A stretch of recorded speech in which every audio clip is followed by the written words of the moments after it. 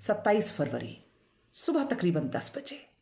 अगला आधा घंटा मिंटी अग्रवाल, इंडियन एयरफोर्स और इस देश के लिए कुछ अनोखा लाने वाला था। इंडियन एयरफोर्स के ऑपरेशन रूम में माहौल एकदम alert. Squadron leader Minty Agarwal अपनी पैनी नज़र से रडार्स और बाकी सब इक्विपमेंट्स पर पैनी नज़र रख रही थी। अंदेशा था कि आज कुछ बड़ा होने वाला है, और वो हुआ। Jai Hind, I am Captain Yashika Hatwal Tyagi and welcome to Shaurya tales. आज की शौर्य टेल्स डेडिकेटेड है स्क्वाड्रन लीडर मिंटी अग्रवाल को, the first women officer to be awarded Yudh Seva medal. ये वही मिंटी अग्रवाल है जो अभिनंदन वर्तमान की आंख और कान थी in the epic battle between the MiG-21 Bison and Pakistan's advanced fighting Falcon F-16। ये कहानी शुरू होती है 14 फरवरी 2019 को। पुलवामा नामक जगह में पाकिस्तान ने एक कायराना हमला किया। सीआरपीएफ की कॉन्वॉय को निशाना बनाया। फिदायीन यानी सुइसाइड बॉम्बर ने एक्सप्लोसिव से लदी हुई एक गाड़ी को सीआरपीएफ की कॉन्वॉय के साथ कोलाइड किया। भयानक धमाका हुआ,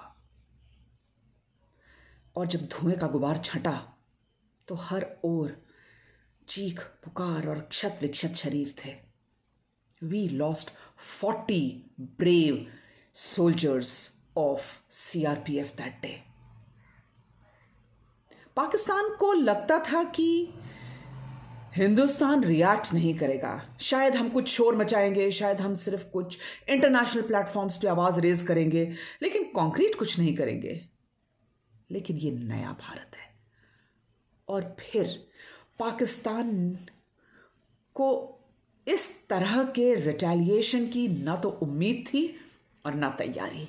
और पाकिस्तान ही क्यों, पूरी दुनिया को हिंदुस्तान के इस रूप की सपने में भी कल्पना नहीं थी।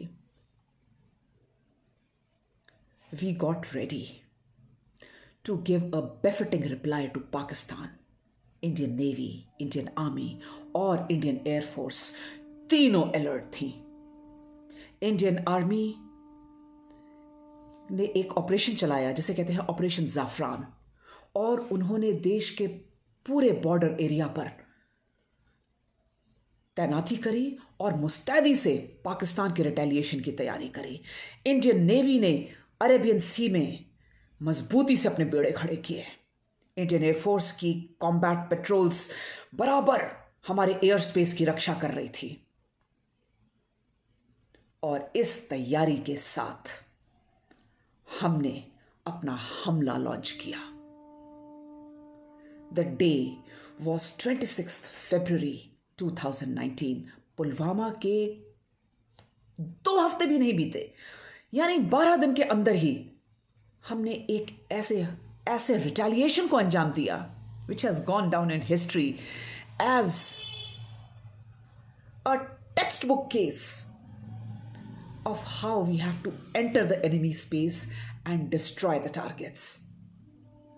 इंडियन एयरफोर्स के मिराज 2000 का बेड़ा, ये वही मिराज 2000 हैं जिन्होंने ऑपरेशन विजय में यानी कारगिल की लड़ाई में तोलोलिंग और टाइगर हिल के ऊपर दुश्मन के छक्के छुड़ा दिए थे। तो मिराज 2000 का ये दस्ता रात की स्याह चादर ओढ़े पाकिस्तान के अंदर एंटर हुआ। It all happened in just couple of minutes. Pakistan की एयर स्पेस को लांघ कर हम अंदर गए, deep inside enemy territory in a place called Balakot in Khyber Pakhtunkhwa. हमने पाकिस्तान के टेररिस्ट कैंप्स जो नॉन मिलिट्री टारगेट्स थे उनके ऊपर बॉम्ब्स पाउंड किए, एंड वी वर बैक इससे पहले पाकिस्तान समझ पाता, इससे पहले पाकिस्तान हमें चैलेंज करता या अपने फाइटर जेट्स को एयरबोर्न करता, स्क्रैम्बल करता, we had already gone inside, attacked them and came back unchallenged. Hats off to Indian air force. लेकिन मैंने आपको बताया कि इंडियन आर्मी, नेवी और एयरफोर्स ने तैयारी क्यों करके रखी थी, क्योंकि हमें पता था कि हम जैसे ही अटैक करेंगे there will be a retaliation. और हम तो तैयार थे किसी भी तरीके के हमले के लिए. पाकिस्तान ने ठीक अगले दिन हमला किया. बालाकोट की घटना 26 को हुई और 27 की सुबह तकरीबन 10 बजे Pakistan chose that time to attack India. उनका हमला बाय एयर हुआ. तैयार तो फौज भी थी, तैयार तो नेवी भी थी, लेकिन पाकिस्तान ने अपनी एयरफोर्स का इस्तेमाल किया हमारे देश की एयर स्पेस के अंदर घुसकर कुछ टारगेट्स के ऊपर अटैक करने का. और यहीं से मिंटी अग्रवाल का रोल शुरू होता है. She was sitting in the ops room as the fighter controller. She had the complete airspace in front of her. वो अपने रडार से और बाकी सब इक्विपमेंट्स पर नजर बनाकर रखी थी कि एकाएक दुश्मन की एयर स्पेस से जहाज हमारे देश में एंटर हुए. 1, 2, 3 नहीं, पूरे 24 जहाज. और उनके हीट सिग्नेचर्स या रडार से हमें पता चला that these are the most advanced avionics available in the world. Pakistan ने अपने अमेरिकन टेक्नोलॉजी से लैस फाइटिंग फैल्कन्स यानी F-16 एंड चाइनीज टेक्नोलॉजी वाले JF-17 को चुना देश के अंदर एंटर होने के लिए. और जैसे ही हमारे रडार्स ने उन्हें आइडेंटिफाई किया as enemy aircraft, they all turned red. तो आप सीन इमेजिन करिए, Minty Agarwal is looking at the radar which is full of red dots. दुश्मन के इतने जहाज, ऐसा हमारी हिस्ट्री में कभी नहीं हुआ था. Now the story begins.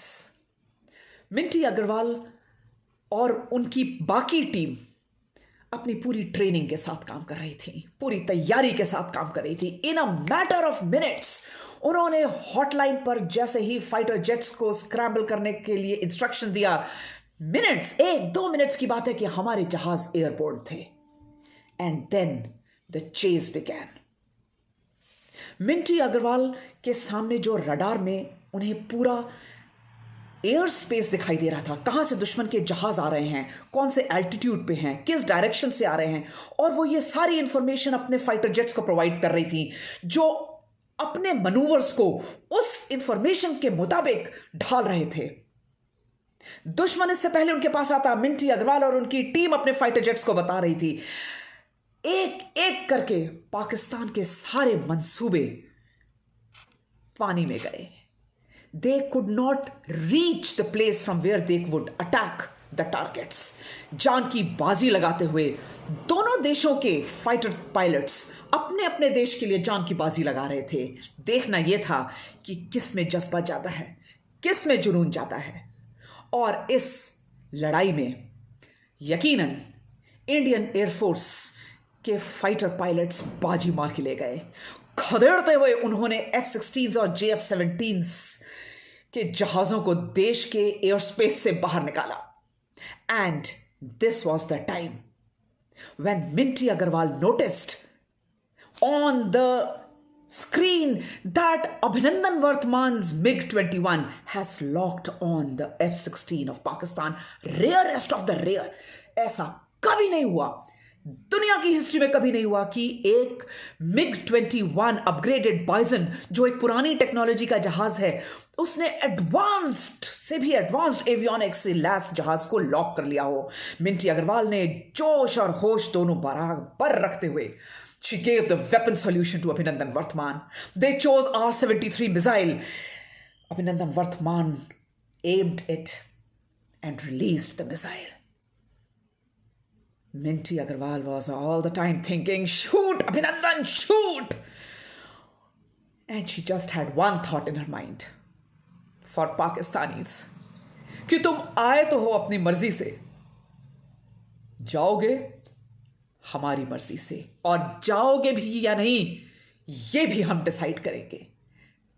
अभिनंदन वर्तमान के MiG-21 से रिलीज हुई R-73 missile found the target at F-16 और पाकिस्तान का जहाज स्वाहा हुआ। लेकिन इस चेज में वो आगे निकल गए।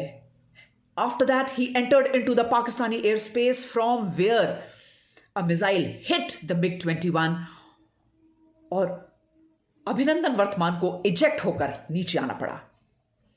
हवा का डायरेक्शन उन्हें पाकिस्तान की ओर ले गया and he landed in the enemy territory. हम सबको वो सीन याद है, कैसे दुश्मनों ने उन्हें पकड़ा हुआ है, लेकिन ये शेर जैसा पायलट हिचकिचाया नहीं। लेकिन ये इंडियन कूटनीति की जीत थी कि 1 मार्च 2019 Abhinandan Varthaman was released and he came back to motherland. Abhinandan Varthaman and Minty Agarwal. This partnership between the fighter controller and the fighter pilot gave Pakistanis a bloody nose. Minty Agarwal was awarded Yuddha Seva Medal, and this Shaurya Tales is dedicated to this exemplary professional, an air warrior in true sense. Bravo Zulu, Minty Agarwal. The nation salutes you. Shaurya tales में आगे ऐसी और कहानियों के साथ हम फिर मिलेंगे। आप सबको एयरफोर्स डे की ढेरों बधाइयां। जय हिंद।